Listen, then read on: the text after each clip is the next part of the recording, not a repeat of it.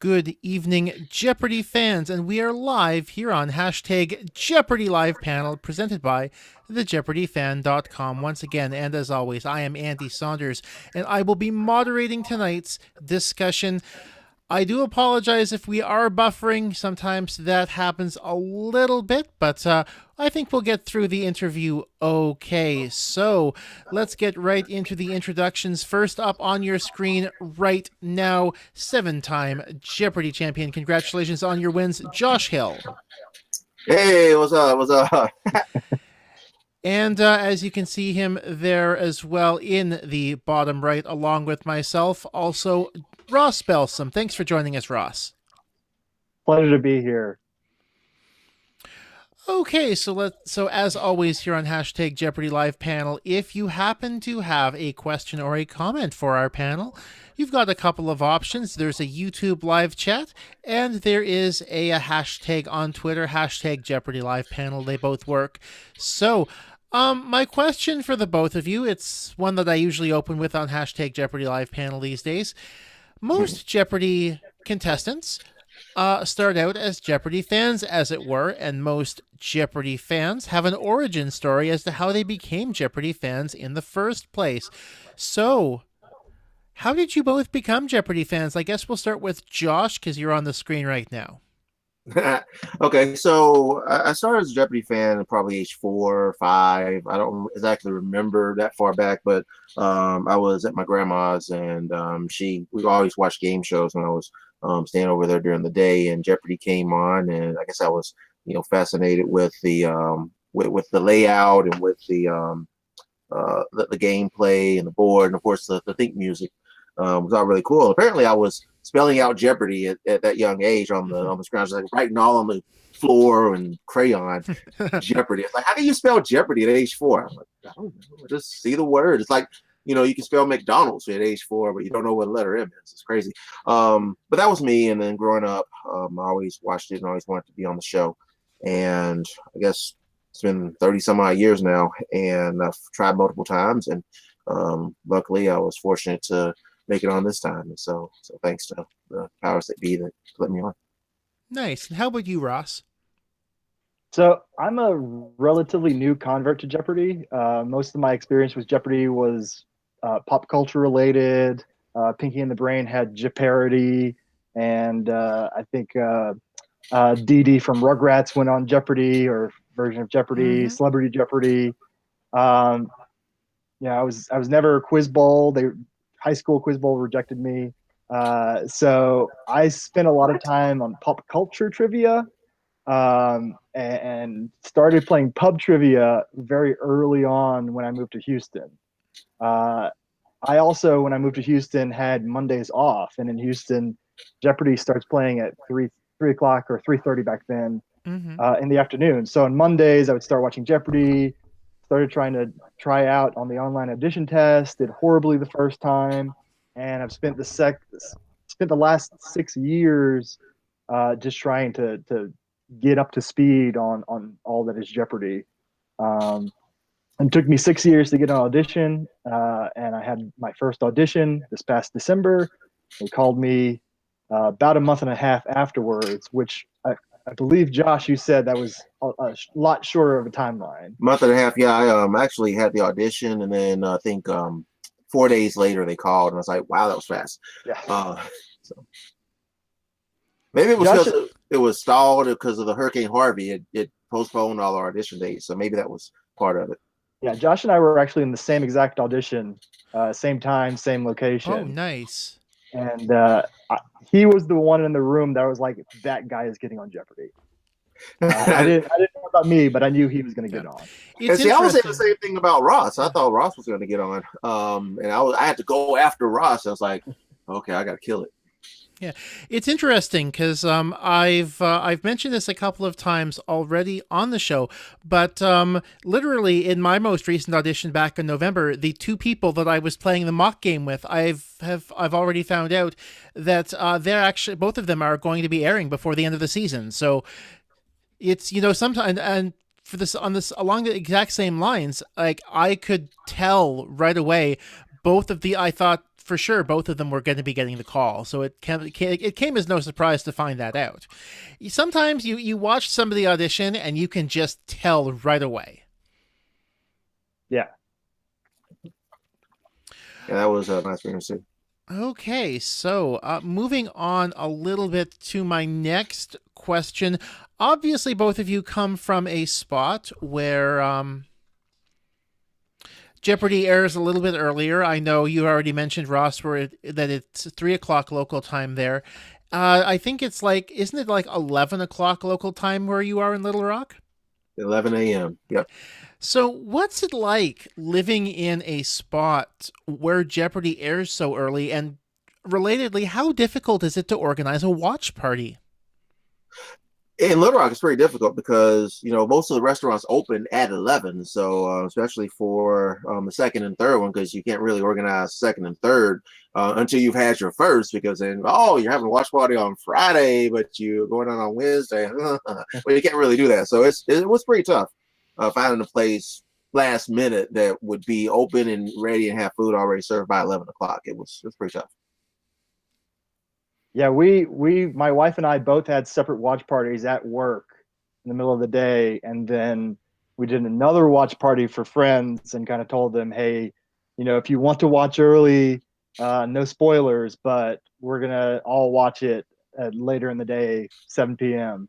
And we just figured out how to get a DVR recording onto the TV at the bar that we went to, which is the first bar we did pub trivia, my wife and I, is where we had the watch party. So that was pretty cool. Nice, nice. So, did work do anything for you, Josh? Yeah, they actually most of my watch parties, especially the second week, were all at work. One, because I was so far behind. Of course, the first airs were May 2nd, 3rd, 4th, and then I had to go to San Francisco for a work conference, and so that was another week, and so I was way behind. And so we did the watch parties at my place of work. The second week, 21st to 25th, and they were really cool about it. They sent emails out to the whole team, and everyone was cheering me on from all across the country. It was really cool. Nice, nice. So, Josh, obviously you won 7 games, and it seemed to me like you were really. I think it was very obvious to anyone watching that come the Thursday and the Friday of. Yeah, exactly. You're you are very tired by the end of your run. And how difficult is it to play 5 games at once like that? It was tougher than it looks on TV. Of course, we give the appearance that it's a brand new day, but in reality, when you get, and Ross can attest to this, you get to the studio at 7:30. You go through security. You have about a 2-hour long rules briefing. You do a rehearsal. They select the first 2 contestants, and then, of course, returning champ already knows, and then they go play. And it's about a 45 minutes tape. And pretty much after that's over, you get 10, maybe 15 minutes. The champion has to change clothes. It's just like scrambling at that point. Everything was just scramble. You don't really get any feet. Redo your makeup, get your mic back, and then go back out to the second one, third one. So, yeah, by the time I got to the Thursday game and the Friday game, I was already spent. Not to mention, I had tryptophan for lunch. Probably a bad move. So tryptophan being like a turkey sandwich, then? Yeah. While we're on the subject, I might as well ask you the same. What did you end up having for lunch at the Sony commissary, Ross? So I had a pretty decent BLT with some chips, I think, and a Coke Zero. I in the middle of eating it, I felt like it might have been a little too much, but I felt like also I needed the food in my belly to actually pay attention if I was going to go on for one of the last 2 games of the day. Okay, well, I mean that certainly makes perfect sense, and obviously, in terms of the signaling device, you did very well on it. Now, what would you? Obviously before you got really tired, Josh, you were having you were having very similar success on the signaling device, as it were. So, Lights or Alex's voice, and you as well, Ross. At first I started with Alice's voice. I got in a pretty good rhythm, but then, especially in the game with Ross and Virginia, I tried to go off the lights and try to.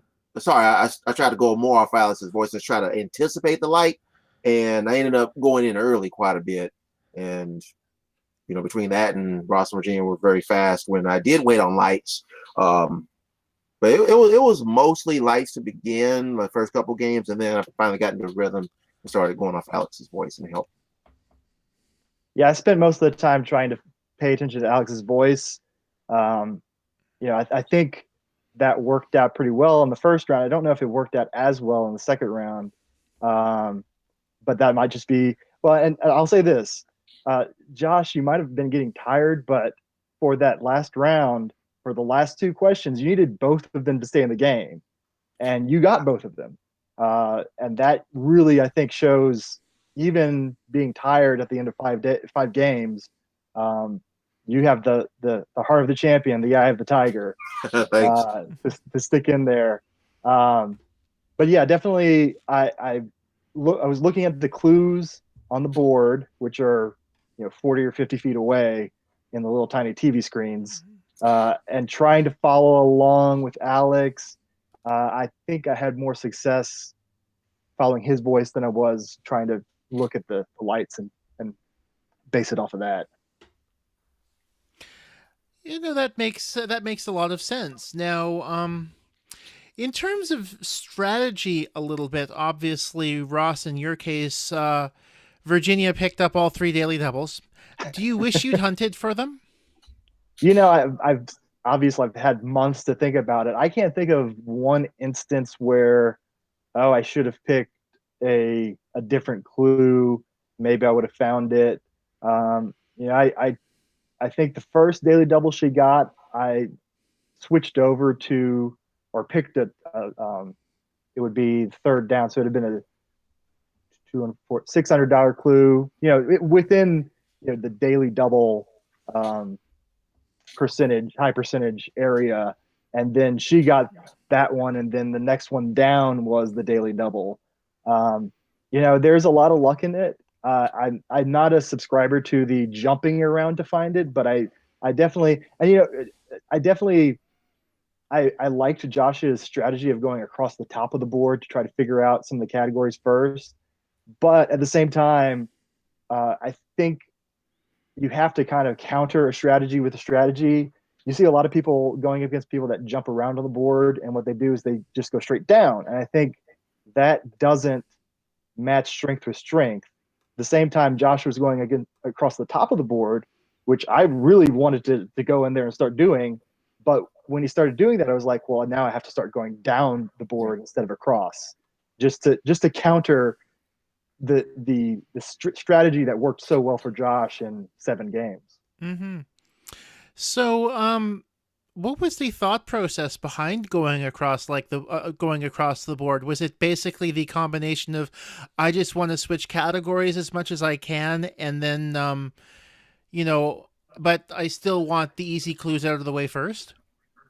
It's a combination of going across the top, again, to get a feel for categories. So I remember the Tournament of Champions. There was one board category where everyone jumped into the $1,600 clue, and then triple stumper, 2,000 triple stumper, and then Buzzy goes to the $400 clue. And he's like, "Oh, I know what this is about."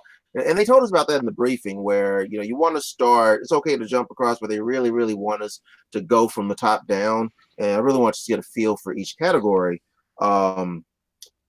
And then maybe start diving in to try to find the daily double. But it turns out that strategy was well figured out by the 5th game of the day. Mm-hmm. And Virginia even said as much at our lunch. I remember he said, I figured out your strategy. I was like, oh, that's not good.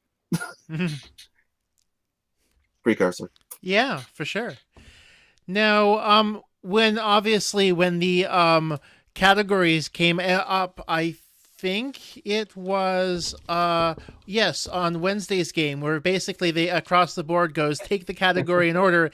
In general, you'll understand it better as you go down. It will serve you well. Trust us. Trust us. What was your reaction when you kind of saw that board in the first place, and then?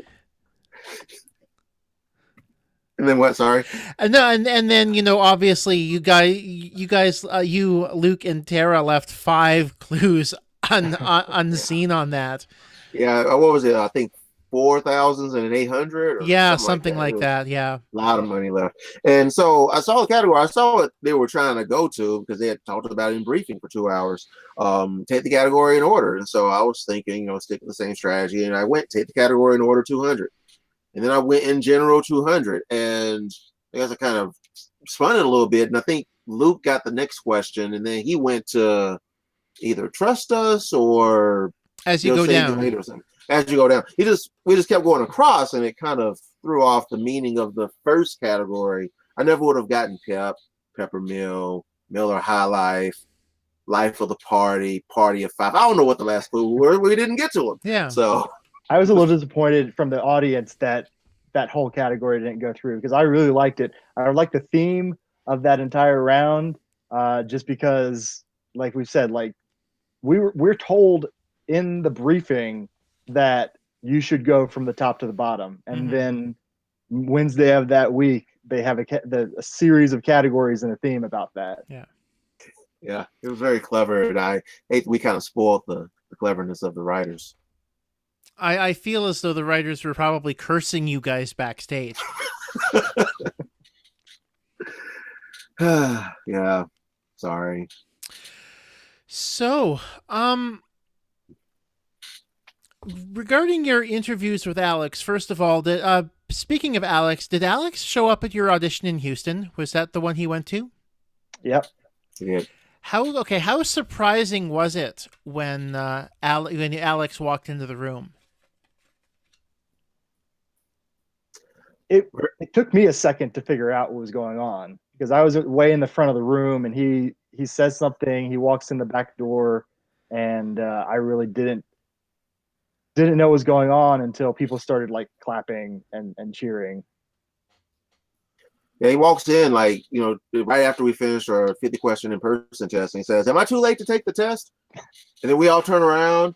It was it's Alex Trebek, and we all start going like fanboy, fangirl mode at that point. Now, I was wondering if you thought it might have been more likely because he had literally shown up in Toronto at done the same thing, surprised everyone at the audition 3 weeks earlier. Yeah, I heard about that, and I honestly, to me, I thought there's no way that's going to happen in Houston. That was my initial reaction. I think he may have friends who live in Houston that he was using it as an excuse to visit. Done that before.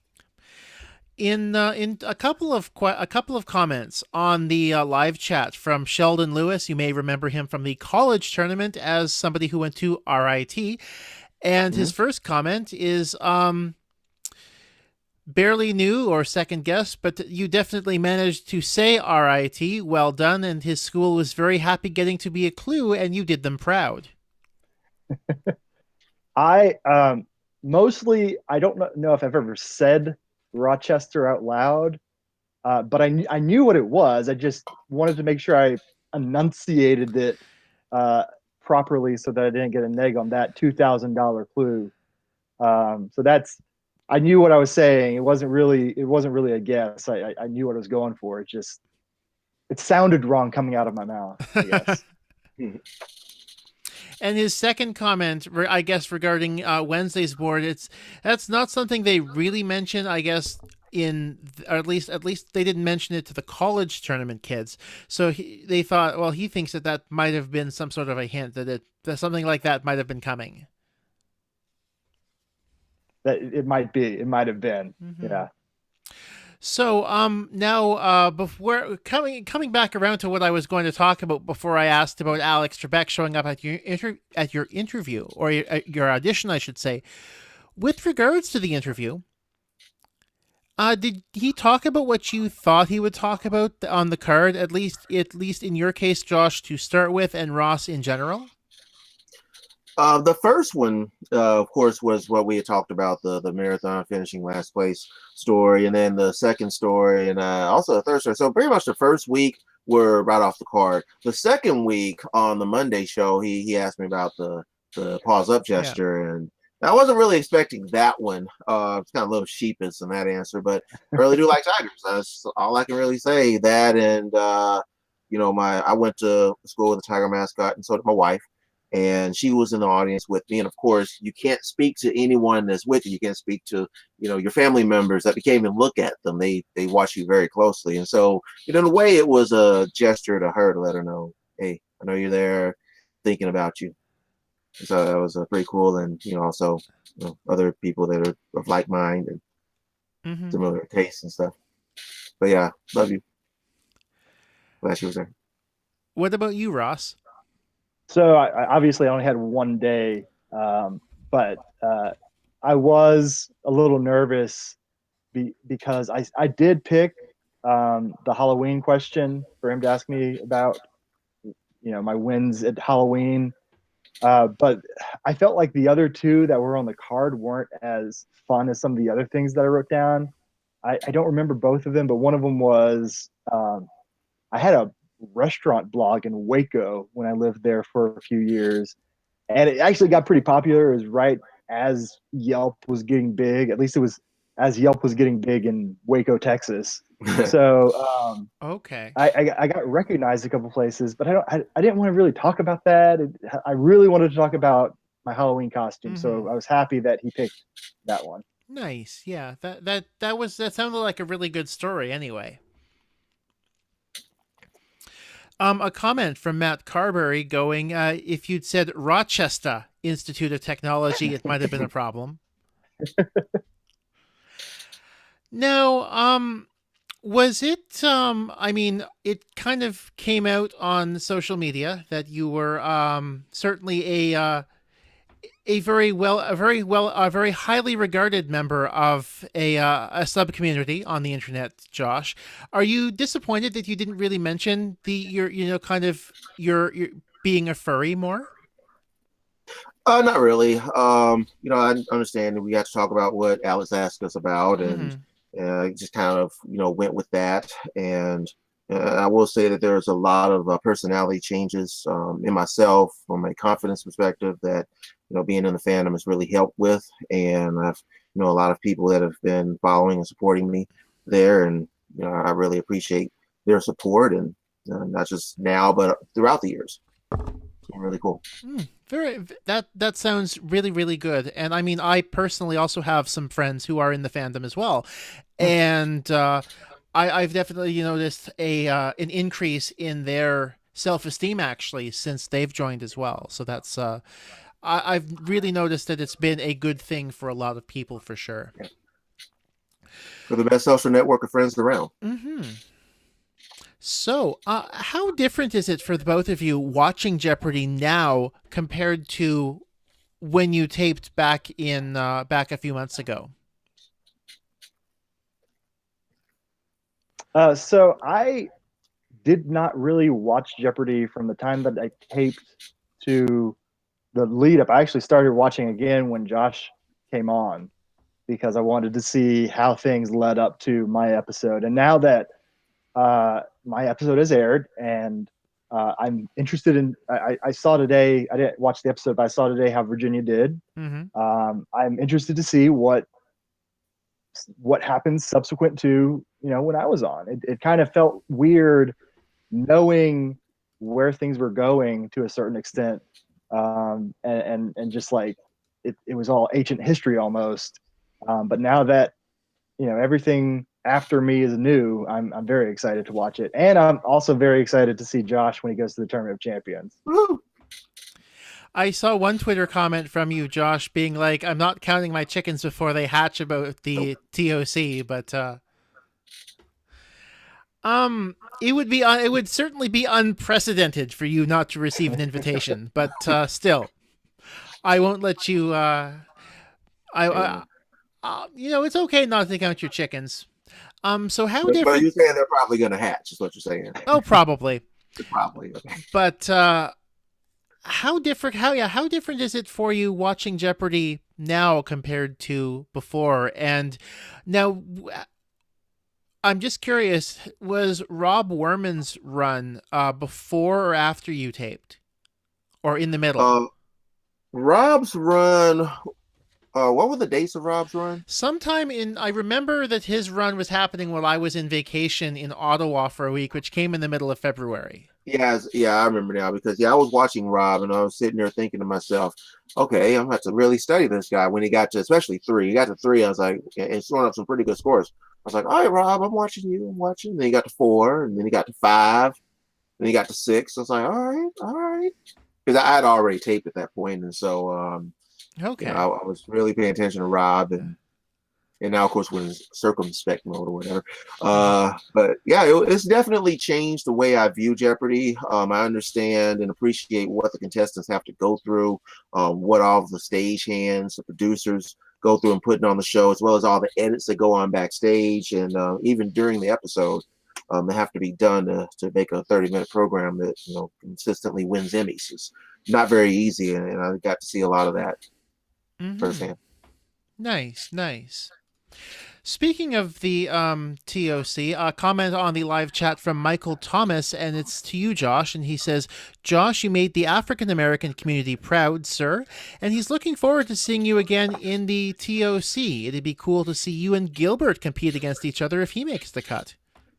That would be pretty cool. Yeah, I was watching Gilbert at the beginning of the year and I was really impressed and inspired by his run and thinking maybe I can follow in Gilbert's footsteps and maybe I'll get to meet him in person and looks like that just might happen. That it does look like that just might happen. Now, were there any specific clues during Ross your game or Josh your entire run that you felt most proud of being able to get correct? Ooh, that's a good question. I think Affenpinscher was one of my favorite ones. Actually, yesterday, no, was it yesterday? It was this morning. Um, we were getting lunch, and I saw two of the ladies that work and run the dog daycare that we send my dog to, and they talked about Affenpinscher, and yeah, that was one of those where I had to think about the category and the letter. It had to be a letter A dog that had a long name. Yeah. Um, Mm-hmm. and that's all I really had to go on for that one because I knew an Affenpinscher was a dog, but I had to pull it all together. Had no idea looking at the picture that's what an Affenpinscher looked like. Wow. You did all that in like 2 seconds. Right. Yeah. And how about you, Josh? Well, there are a few that had I missed, I wouldn't have been able to live them down. But I would say probably the Pope John Paul the 23rd question in the Friday, May 4th game, Mm-hmm. because that one in particular, it was one of those ones where I actually looked up at the scores briefly. It was the last question of the game. And I said, okay, if I miss this and Jessica gets it right, will she catch me? Quick mental math. No. Okay, go for it. Because I wasn't sure about the answer. And turns out it happened to be Pope John Paul 23rd. And Mm-hmm. Alex seemed to be impressed. So that was pretty cool. And then, of course, there was a Fayetteville question, which where I went to school. Couldn't live that one down. But Pope John Paul 23rd, I probably think you the mean Pope biggest. John the 23rd, not Pope John Paul the 23rd. Pope Because John, yeah, there haven't been 23 John Pauls. Pope John the 23rd, yeah. Glad I said that now and not then. mm-hmm. Yeah, that would have been that would not have ended well. That would have gone viral, Yeah. probably. Like, Pope Mm-hmm. John the 23rd. So, what was the best part of the contestant experience for the both of you? Say just interacting with all the other contestants. I thought it was going to be very stuffy and standoffish, the experience, and it turns out that it was exactly the opposite. Everyone was so warm and friendly and amicable, and seeing Ross there and having already met him, I knew I was right at home, especially the second taping. But even the first taping, everyone was just cool, and we all became friends. I follow quite a few on Facebook now, and I thought it would be like a blood sport. Three may enter and one may leave. And no, it wasn't anything like that at all. So that was my favorite part, was just the camaraderie that we share. Nice. And what about you, Ross? Yeah, we're all weird type A's, not your traditional type A's, I think. So when you put us all together in a room, we're all very nice to each other. We're not going to try to start things, start fights. So yeah, I think, and I've heard studying Jeopardy and studying how to get on Jeopardy. I always heard that everyone has a good camaraderie, and it was just exactly what I thought it was going to be. Nice, nice. And okay, I'll ask the flip side of it because a few people have asked me to ask this on live panel before. What was the worst part of the experience? I'd say the worst part would be the early wake up hour. I know it was West Coast and it was already 2 hours behind, but you know, usually I'm not even awake at 7. Going to work and being downstairs at 7. And I know the first tape day I thought I was late because I didn't get there till 7:15, and luckily they hadn't pulled off yet. I was maybe 2 minutes to spare. That would have been bad if I weren't there. There's that, and then really that's the only bad thing I can think of. Everything was just so positive. It was on our taping. I'll let Ross tell that story though. I think I know what you're talking about. Um, let me just start to say by saying I have a currently 15-month-old child. It was actually his birthday on the day that we taped. I don't get a whole lot of sleep, so being able to sleep in our own hotel room and then wake up at 7:30 was actually pretty nice, no matter what time zone we were in. Uh, but yeah, I think the weirdest thing I wouldn't say it was the worst thing, but the weirdest thing is we kind of had an issue getting to the studio. The driver I think was new, is what we heard, so we didn't quite know where to go, and so we almost got turned away at the gate because the guard there thought we were all uh, audience members, that we were just there at 7:30 a.m. to watch a game show. Um, but that all got figured out. Uh, but honestly, the worst part was for me, it's way too fast. I could have done that for hours. It is so much fun, and I just I put everything I had into it, and came away very proud of my performance, but wishing I could have gone a little bit longer. And I think that's a very apt way of putting it for sure. I mean, anyone with the performance you had should be proud of how well they did on the show. And yes, of course, it would have been nice for it to have gone on longer. It was one of those things where, sometimes you just get into one of those games where, a couple people just really go at it and only one of them can win. Exactly. I mean, I've got nothing bad to say about Virginia and the way she won. That's the reason why they're daily doubles. That's Mm-hmm. part of the game. That's Yep. what we signed up for, is that, someone that is falling behind can use those to their advantage. And she did. And a lot of people don't do that. That's something I've noticed watching a lot of shows, is that, it's tough being up there and putting something like that on the line. And she was willing to do it. And, um, congratulations to her. All so much respect for her, and she's Mm-hmm. the nicest person. Nice, nice. So, is there anything you thought that either of you thought I might bring up tonight on the panel, or any questions you might have for me or each other? I Well, did. Oh, go ahead. I was gonna say I mentioned Alex may have, or you mentioned Alex may have a friend in Houston. Well, I now have a friend in Houston, so next time I'm down. Mm-hmm. We love Arkansas. I've been a couple times. Kate and I went up. My wife couple years back for a wedding, and it's just beautiful. We also have a baby now, so it's a lot harder to make plans and to leave the city. But we want to go back. Awesome. Nice. Sorry to cut you off there. Uh, yeah. So I guess the only the one comment I had is that I forgot how I was going to put it, but I listened to one of the previous Jeopardy live panels, and at the end, y'all were talking about Dungeons and Dragons and some of the Jeopardy style rules that you would put into Dungeons and Dragons. I'm actually in one of the spare bedrooms of my friend because we were playing Dungeons and Dragons leading up to this. Nice. Um, and I thought I had an answer to what Jeopardy style rule you would put in, but I can't think of it right now.